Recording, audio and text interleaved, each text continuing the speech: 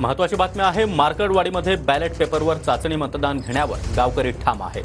गावातील संबंधित ग्रामस्थांना पोलिसांनी नोटीस बजावली आहे। मार्कडवाडी गावामध्ये पोलीस बंदोबस्त देखील वाढवण्यात आला।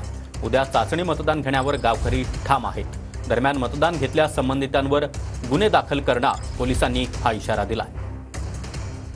माळशिरस तालुक्यातील मार्कडवाडी हे देशातील एकमेव गाव आहे की या गावामध्ये खरं तर ईव्हीएम मशीनवरती आक्षेप घेत खरं तर उद्या त्यांनी चाचणी मतदान घेण्याचा निर्णय घेतलेला आहे। या चाचणी मतदान प्रक्रियेकरता त्यांनी प्रशासनाची मागणी देखील केली होती, मात्र प्रशासनाने त्यांची आता मागणी फेटाळलेली आहे।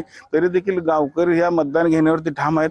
आपण जर बघितलं तर या मार्कडवाडी गावामध्ये आता पोलिसांच्या छावणीचं स्वरूप प्राप्त झालेलं आहे। शेकडोच्या संख्येनं पोलीस खरं तर उपस्थित असलेलं आपल्याला पाहायला मिळते।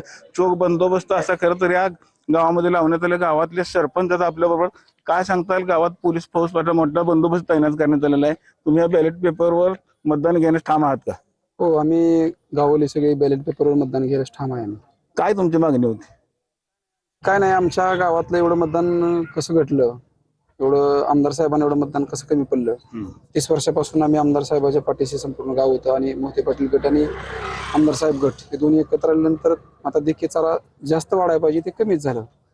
त्याबद्दल आम्हाला त्या गोष्टी शंका असल्यामुळे आम्ही गावस्वरूपी कुठली प्रशासनाची मदत न घेता आम्ही गावस्वरूपी मतदान घ्यायचं असं ठरवलं। त्या अनुषंगाने आम्ही पुढे आमचा प्रयत्न चालू आहे। मार्कडवाडी गावातून कॅमेरामॅन जगदीश रवी लवेकर, TV9 मराठी।